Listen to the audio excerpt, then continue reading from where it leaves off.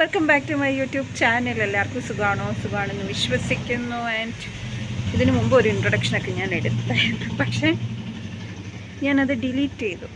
കാരണം അത് ഞാൻ എടുക്കുന്ന സമയത്തും എടുത്ത് കഴിഞ്ഞിട്ടുമൊക്കെ അത് കണ്ടിട്ട് എനിക്ക് എന്നെ തന്നെ എന്തൊരു മിക്കവാറും ഞാൻ വീട്ടിൽ നിൽക്കുമ്പോൾ ഒരു കൂറ ലുക്കാണ്. ആ ലുക്കൊക്കെ എനിക്ക് തന്നെ കണ്ടപ്പം മിക്കവാറും ആൾക്കാരെൻ്റെ വ്ളോഗ് കാണത്തില്ല എന്ന് എനിക്ക് മനസ്സിലായി. അറ്റ്ലീസ്റ്റ് കുറച്ചെങ്കിലും വൃത്തിക്കും മെനയ്ക്കുമൊക്കെ വേണ്ടേ, ആഗ്രഹമുണ്ട്. പക്ഷേ വ്ളോഗിന് വേണ്ടി എനിക്ക് അണിഞ്ഞൊരുങ്ങാനൊന്നും വയ്യ, മടിയാണ്. പിന്നെ നമ്മളായിട്ട് തന്നെ നിൽക്കാനാണല്ലോ കുറച്ചും കൂടെ ഇഷ്ടപ്പെടുന്നത്. പക്ഷെ ഇന്ന് എനിക്ക് തോന്നി, എൻ്റെ ലുക്ക് കണ്ടിട്ട് തന്നെ എന്തോ എനിക്ക് തന്നെ വിഷമം. സോ ഐ തോട്ട് കുളിച്ചിട്ട് കുറച്ച് വൃത്തിയും മെനയ്ക്കുമൊക്കെ വ്ളോഗ് എടുക്കാം. അതിൻ്റെ വ്ളോഗ് എടുക്കാൻ വേണ്ടിയിട്ട് ഞാൻ ഒരു പൊട്ടൊക്കെ കുത്തി. സാധാരണ വീട്ടിൽ നിൽക്കുന്ന സമയത്ത് ഞാൻ പൊട്ട് പോയിട്ട് മുടി പോലും മര്യാദയ്ക്ക് ചീവാറേ ഇല്ല. ജസ്റ്റ് കൈ കൊണ്ടൊന്ന് ഇങ്ങനെ അമ്മച്ചിക്കെട്ട് കെട്ടി ഇങ്ങനെ ക്ലിപ്പ് കുത്തി വെക്കും. പിന്നെ ഡ്യൂട്ടിക്ക് പോകുമ്പോൾ മാത്രമേ ഞാൻ മുഖത്ത് പൗഡർ പോലും ഇടാറുള്ളൂ. അല്ലെങ്കിൽ പുറത്തൊക്കെ പോകുമ്പോൾ വളരെ കൂറ ലുക്കിലേ ഞാൻ പോകാറുള്ളൂ. എല്ലാവരും പറയും, വീട്ടിലുള്ളവർ പറയും, ഇത് തന്നെ ഉറക്കപ്പിച്ചിട്ട് എണീറ്റ് പോകുന്ന പോലെയൊക്കെ ഇരിക്കുന്ന, അറ്റ്ലീസ്റ്റ് കുറച്ച് മുടിയെങ്കിലും ചീവിക്കട്ടെ, അല്ലെങ്കിൽ മുഖത്ത് കുറച്ച് പൗഡറെങ്കിലും ഇടുക എന്നൊക്കെ പറയും. പക്ഷേ ഞാൻ ആഗ്രഹമുണ്ടെങ്കിലും എനിക്ക് തോന്നണം, എന്നാലേ ഞാൻ ചെയ്യാറുള്ളൂ. പിന്നെ എൻ്റെ ലേറ്റസ്റ്റ് വ്ളോഗ് നിങ്ങൾ കണ്ടായിരുന്നോ? ഒരു ചിക്കൻ കറി വെക്കുന്നത്. പ്രത്യേകിച്ച് പുതുമയൊന്നുമില്ല, അത്യത്ഭുത കാര്യങ്ങളൊന്നുമല്ല, എന്നാലും നല്ല ടേസ്റ്റ് ഉണ്ടായിരുന്നു കേട്ടോ. ഞാൻ തന്നെ ഉണ്ടാക്കിയത് കൊണ്ട്, മീൻസ് പപ്പയുടെ മേൽനോട്ടത്തിലാണ് ഞാൻ ഉണ്ടാക്കിയെന്ന് ആ വ്ളോഗിൽ പറഞ്ഞിരുന്നു. അത് സത്യസന്ധമായ കാര്യമാണ്. എന്നാലും എനിക്ക് ഇഷ്ടപ്പെട്ടു കേട്ടോ, സെറ്റായിരുന്നു. പിന്നെ എന്നാ വിശേഷം, മുഖത്ത് ഫുൾ പിമ്പിൾസൊക്കെ ആയി. ഡസൻറ്റ് മാറ്റർ ടു മീ, അതൊന്നും വലിയ കാര്യമുള്ള കാര്യമല്ല. പിമ്പിൾ വരും പോകും, അവർ വരട്ടെ പോട്ടെ, അത്രയൊക്കെ ഉള്ളൂ. പിന്നെന്താ, പ്രത്യേകിച്ച് കോണ്ടൻ്റ് ഒന്നുമില്ല. എന്തെങ്കിലും ഇൻട്രസ്റ്റിംഗ് ആയിട്ടുള്ള കാര്യങ്ങളുണ്ടെങ്കിൽ ഞാൻ എടുത്ത് വ്ളോഗ് ആക്കുന്നതാണ്. പിന്നെന്താ പുതിയ അപ്ഡേഷൻസ് ഒന്നുമില്ല. ഞാനിപ്പം അബേദ റഷീദിൻ്റെ കുക്കിംഗ് ട്യൂട്ടോറിയലൊക്കെ കണ്ടുകൊണ്ടിരിക്കുകയാണ്. അവരുടെ കുക്കിംഗ് വ്ളോഗ്സ് ഞാൻ ഇങ്ങനെ എപ്പോഴാണ് ലേറ്റസ്റ്റ് വരുന്നത് നോക്കിയിട്ട് ഇങ്ങനെ ഇരിക്കുകയാണ്. പിന്നെ പുതിയ അപ്ഡേഷൻസ് പ്രത്യേകിച്ചൊന്നുമില്ല. എന്തെങ്കിലുമൊക്കെ ചെയ്യണം എന്നൊക്കെയുള്ളതാണ് എൻ്റെ ഇപ്പോഴത്തെ ലക്ഷ്യം. സമയം വെറുതെ കളയാനില്ല എന്നൊക്കെ പറഞ്ഞിട്ട് ഞാൻ കുറച്ച് കഴിയുമ്പോൾ കുത്തിയിരിക്കുന്നതാണ്. എന്നാലും തോന്നുമ്പോൾ അതങ്ങ് ചെയ്യുമ്പോൾ അതങ്ങ് വർക്കൗട്ടാവും, അത്രയൊക്കെ ഉള്ളൂ. പിന്നെ വേറൊന്നുമില്ല. ലെറ്റ്സ് സീ, നമുക്ക് എന്തെങ്കിലുമൊക്കെ എടുക്കാൻ പറ്റുമോയെന്ന്, നൈസായിട്ടുള്ള എന്തെങ്കിലുമൊക്കെ. ഒരു ഏസ്തെറ്റിക് ലുക്കൊക്കെ പിടിച്ചിട്ട് എടുക്കണം എന്നൊക്കെയുണ്ട് കേട്ടോ. എൻ്റെ മനസ്സിൽ ഏസ്തെറ്റിക്കായിട്ടുള്ള കാര്യങ്ങളൊക്കെ ഉണ്ട്. പക്ഷേ വ്ളോഗ് എടുത്തു വരുമ്പോഴത്തേനും ആ ഏസ്തെറ്റിക് ടച്ചൊന്നും കിട്ടാറില്ല. കുറേ വലിയ ഇൻഫ്ലുവൻസേഴ്സ് ചെയ്യുന്ന കണ്ടിട്ട് എനിക്ക് ചെയ്യണം എന്നൊക്കെ ഉണ്ട്. പക്ഷെ സമയം അനുവദിക്കുന്നില്ല, എൻ്റെ മടി അനുവദിക്കുന്നില്ല. അങ്ങനെയൊക്കെയാണ് കാര്യങ്ങൾ. എന്തത് ഇലക്ട്രിക് വണ്ടി പോയി ഒച്ച കേട്ടോ കേട്ടത്. പിന്നെ എൻ്റെ മൈക്കൊക്കെ വെച്ചിട്ട് എനിക്ക് വോയിസ് ഓവർ കൊടുക്കണം എന്നുണ്ട്. മൈക്കൊന്ന് വർക്കിംഗ് കണ്ടീഷനിലോട്ടായി വരട്ടെ. അല്ലാത്ത പക്ഷം ഞാൻ വോയിസ് ഓവർ കൊടുക്കുമ്പോഴും എൻ്റെ ഓൺ വോയിസിൽ ഞാൻ സംസാരിക്കുമ്പോഴൊക്കെ കാറ്റിൻ്റെയും കിളിയുടെയും കാക്കയുടെയും മഴയുടെയൊക്കെ ശബ്ദം ഉണ്ടാവും. ബട്ട് അതും ഡസൻറ്റ് മാറ്ററാണ്. രസമല്ലേ നേച്ചറിൻ്റെ ശബ്ദം കേൾക്കാനൊക്കെ, അല്ലേ? അപ്പോൾ ഞാൻ വളവളാ സംസാരിച്ച് സമയം പാഴാക്കുന്നില്ല. പുതിയതായിട്ട് എന്തെങ്കിലുമൊക്കെ ഇതൊരു വീക്ക്ലി വ്ളോഗായിട്ട് മാറാനുള്ള സാധ്യതയുണ്ട്. വീക്ക്ലി വ്ളോഗ് അല്ലെങ്കിൽ ഡേ ഇൻ മൈ ലൈഫ് എന്താണെന്ന് എനിക്ക് അറിഞ്ഞുകൂടാ. എടുത്തു വരുമ്പോൾ അറിയും ഇതെന്തായി തീരും എന്നുള്ളത്. So let's see. വെള്ളരിക്കയും നമ്മുടെ തൈരും ഇരിപ്പുണ്ട്. സോ ഇത് രണ്ടും ചേർത്തിട്ട് പപ്പ ഉണ്ടാക്കുന്ന ഒരു കൂട്ടാനുണ്ട്. നമുക്ക് ആ ഒരു കറി ഉണ്ടാക്കാം. വളരെ സിമ്പിളാണ്. വെള്ളരിക്ക, പഴുത്ത തക്കാളിക്ക, കറിവേപ്പില, ഇത്രയും നന്നായിട്ട്, പച്ചമുളക് ആഡ് ചെയ്യാം. ഇത്രയും നന്നായിട്ട് വേവിക്കാൻ വെക്കണം. ഞങ്ങളുടെ വീട്ടിൽ അടുക്കളയിൽ ഒരു കുടുംബം ഫുള്ളുണ്ട്. പ്രത്യേകിച്ചും ഞങ്ങളുടെ സോളു, അവൾക്കെല്ലാം അറിയണം ഞങ്ങളുടെ വീട്ടിൽ ഒരു കടുക് അങ്ങോട്ടോ ഇങ്ങോട്ടോ ഇടണമെങ്കിലും എടുക്കണമെങ്കിലും ഒന്നും വേണ്ട, ഒരു ഈച്ച അങ്ങോട്ട് പറക്കണമെങ്കിൽ ഞങ്ങളുടെ സോളും അറിയാതെ ഒന്നും നടക്കത്തില്ല കേട്ടോ. അവൾ കാവലാളായിട്ട് അങ്ങനെ ഉണ്ടാകും.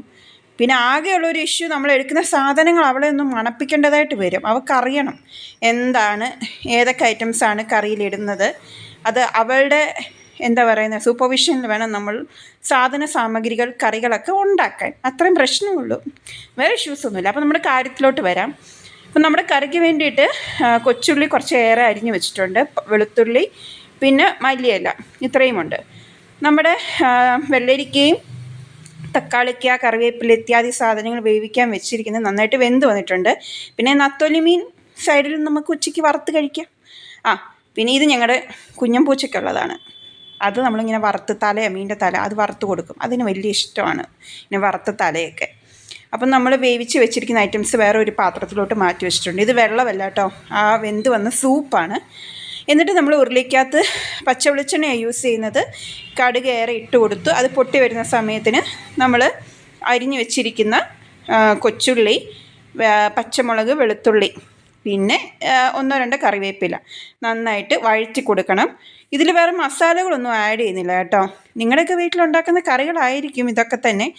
പക്ഷേ ഇത് ഇൻ കേസ് ഇത് പുതിയ റെസിപ്പി ആണെങ്കിൽ ഇതൊന്ന് നോട്ട് ചെയ്ത് വെച്ചോ. പെട്ടെന്ന് നമുക്ക് തട്ടിക്കൂട്ടൊരു കറി പോലെ ഉണ്ടാക്കി ചോറിലൂടെ കഴിക്കാൻ പറ്റിയൊരു കറി കേട്ടോ ഇത്.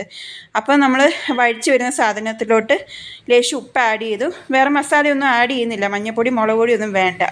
പിന്നെ അതിലോട്ട് നമ്മൾ വേവിച്ച് വെച്ചിരിക്കുന്ന ഐറ്റംസും കൂടെ ആഡ് ചെയ്തിട്ട് വേറെ അധികം വെള്ളം ഒന്നും ഉപയോഗിക്കുന്നില്ല. ഇത് തന്നെ ഒന്നുകൂടി ഒന്ന് തിളപ്പിച്ചെടുക്കും, തീ ഒന്ന് സ്ലോയിലാക്കിയിട്ട്. എന്നിട്ട് നമ്മുടെ തൈര്, പുളിപ്പുള്ള തൈരോ പുളിപ്പില്ലാത്ത തൈരോ എന്ത് വേണേലും യൂസ് ചെയ്യാം. പുളിപ്പുള്ളതാണെങ്കിൽ കുറച്ചും കൂടി ടേസ്റ്റ് ആയിരിക്കും. എന്നിട്ട് നമ്മൾ ഇതിലേക്ക് ആഡ് ചെയ്യും. ഈ ആഡ് ചെയ്യുന്ന സമയത്ത് നമ്മൾ തീ ഓഫ് ചെയ്യും കേട്ടോ. ആ ഉരുളിയുടെ ചൂട് മാത്രം മതി, ഇല്ലെങ്കിൽ പിരിഞ്ഞു പോകും. വളരെ ടേസ്റ്റി ആയിട്ടുള്ള ഒരു കറിയാണ്. ഞങ്ങളുടെ വീട്ടിൽ ഇടയ്ക്കിടയ്ക്ക് ഈ റെസിപ്പി ഉണ്ടാക്കാറുണ്ട്. ഇതിന് പ്രത്യേകിച്ച് പേരൊന്നും ഇട്ടിട്ടില്ല. ഇതിന് നിങ്ങളുടെ നാട്ടിൽ പേരുണ്ടെന്നുണ്ടെങ്കിൽ നിങ്ങളത് കമൻറ്റ് ചെയ്യണം കേട്ടോ. ഇത് പേരിടാത്ത ഞങ്ങളുടെ വീട്ടിലുണ്ടാക്കുന്ന ഒരു റെസിപ്പി. പിന്നെ ചാമ്പങ്ങ. ചാമ്പങ്ങ എന്നൊക്കെ പറയുമ്പോൾ പണ്ട് ഞങ്ങളുടെ നാട്ടിൽ കിട്ടിക്കോളും. കോട്ടയത്തൊക്കെ നല്ല ചാമ്പങ്ങ പഴുത്തത് കിട്ടുമായിരുന്നു. ഇവിടെ ഈ ചാമ്പങ്ങ ഭയങ്കര പുളിപ്പ്, ഒരു ടേസ്റ്റിന് വ്യത്യാസം. മേ ബി മണ്ണിൻ്റെ വ്യത്യാസമായിരിക്കാം, അറിയത്തില്ല. ചിലപ്പോൾ എൻ്റെ തോന്നലല്ല, സത്യമാണ്. മണ്ണിന് വ്യത്യാസമുള്ളത് കൊണ്ടായിരിക്കാം. പക്ഷെ ഞാൻ അതുകൊണ്ട് പുളിപ്പുള്ളത് കൊണ്ട് കഴിച്ചില്ല. പിന്നെ വൈകുന്നേരം ഇങ്ങനെ തേരാപ്പാര നടക്കാനാണ് പ്ലാനിങ്. ഒന്ന് പുറത്ത് പോകണം. ഞാൻ ഈ പുറത്ത് പോകണം, അല്ലെങ്കിൽ ഞാൻ ഈ ഷൂട്ട് ചെയ്ത ദിവസം ഉണ്ടല്ലോ, ആക്ച്വലി ബന്ദായിപ്പോയി. ബന്ദ് എന്ന് പറഞ്ഞു കഴിഞ്ഞാൽ മറ്റേ ഭാരത് ബന്ദ്. അപ്പോൾ പുറത്ത് പോവുകയും വേണം. ഭാരത് ബന്ദ് ആണ് താനും. ഇനി പുറത്തിറങ്ങി അവരെ പ്രശ്നം ഉണ്ടാവുമോ, അല്ലെങ്കിൽ ഈവൻ പെട്രോൾ പമ്പ് വരെ കാണുമോ എന്നൊക്കെ ഒരു ഡൗട്ട് ഉണ്ടായിരുന്നു. പക്ഷേ അത്യാവശ്യം വണ്ടികളൊക്കെ വഴി കൂടെ ഓടുന്നുണ്ടായിരുന്നു.